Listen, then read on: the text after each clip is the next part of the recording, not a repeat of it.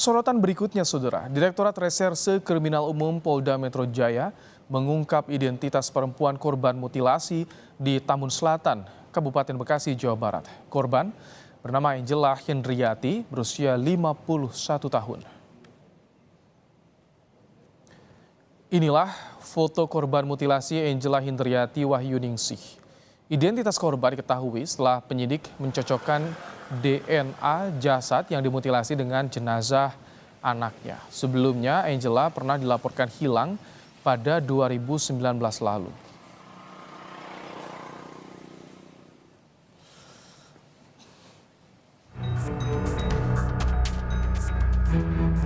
Angela Hendriati, perempuan korban pembunuhan dengan mutilasi ini, pernah dilaporkan hilang oleh keluarganya sejak 2019 lalu.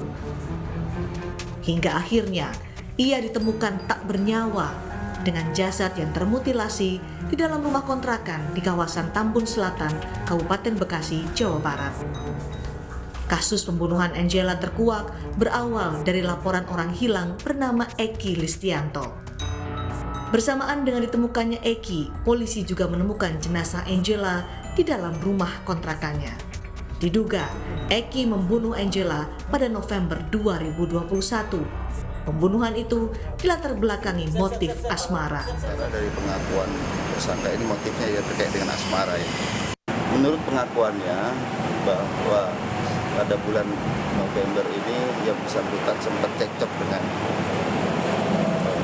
korban karena terkait dengan hubungan antara tersangka dan korban.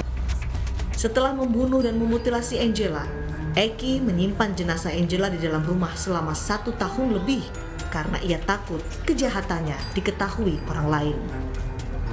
Tim Liputan, Kompas TV.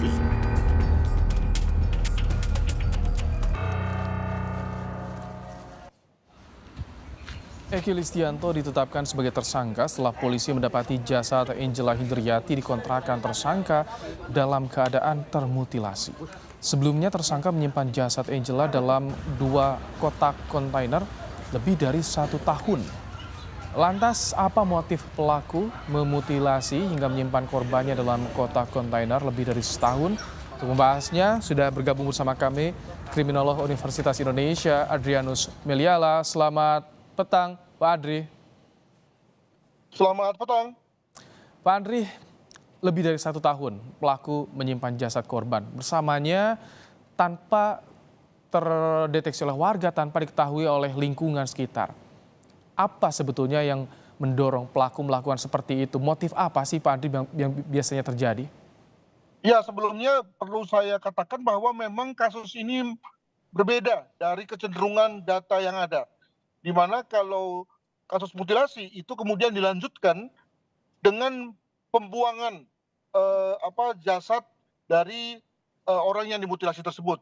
Bisa dengan cara dimakamkan, dengan cara dibuang satu tempat, atau dibuang dengan cara diurai, bagian-bagiannya dilempar ke satu tempat, ke berbagai tempat, ada yang dibakar, tapi tidak pernah ditemukan ada kasus mutilasi yang kemudian jasadnya disimpan di rumah tersangka.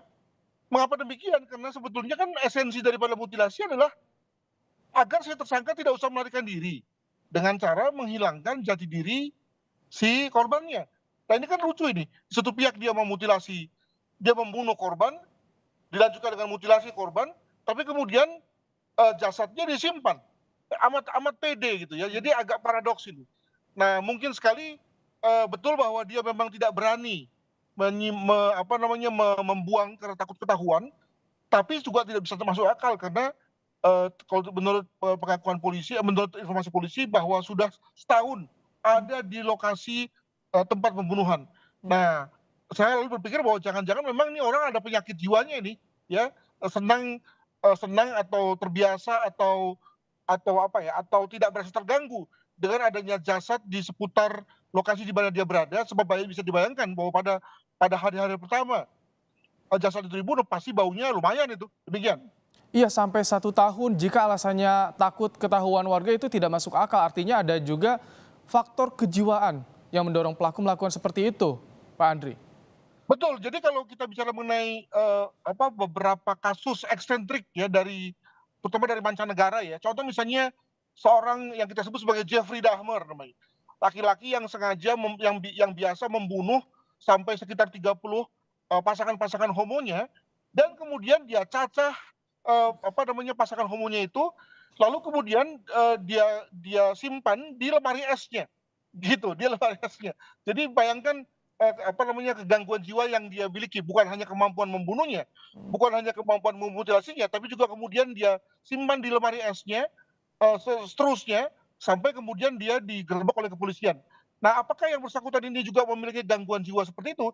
Saya kira dalam hal ini adalah wajar kalau kemudian polisi didampingi, ya, atau minta bantuan dari orang-orang ahli seperti psikolog untuk kemudian mengetahui kejiwaan yang bersangkutan. Demikian. Kalau soal motif asmara, apa saja itu yang bisa didalami? Karena katanya pelaku tidak terima diminta menikah dengan korban. Ya, tentu itu amat personal ya. Ada orang yang mungkin menyikapi tuntutan untuk bertanggung jawab dari segi persidangan itu dengan caranya amat ekstrim. Ada yang mungkin dengan cara regresif, misalnya membunuh diri sendiri. Tapi dengan cara, ya ada juga yang dengan cara amat agresif, yakni membunuh korban, bisa aja, ya kan. Jadi saya kira dalam hal ini amat personal lah, ya, masing-masing orang dalam rangka merespons ketika diminta pertanggungjawaban dari segi persidangannya. Yang saya tidak bisa mengerti adalah bahwa sudah dibunuh, dimutilasi, tapi kemudian disimpan. Karena itu kan amat paradoks dengan dengan tujuan daripada mutilasi tadi. Mutilasi adalah agar membuat orang tidak tahu hubungan antara dia dengan korban. Tapi kalau dia tidak kalau dia tidak kemudian mengemubikannya, memakamkannya atau membuatnya, nah kan lalu kemudian dengan mudah seperti sekarang dengan mudah lalu kemudian polisi melihat bahwa ada kaitan antara korban dengan tersangka, ya kan? Begitu.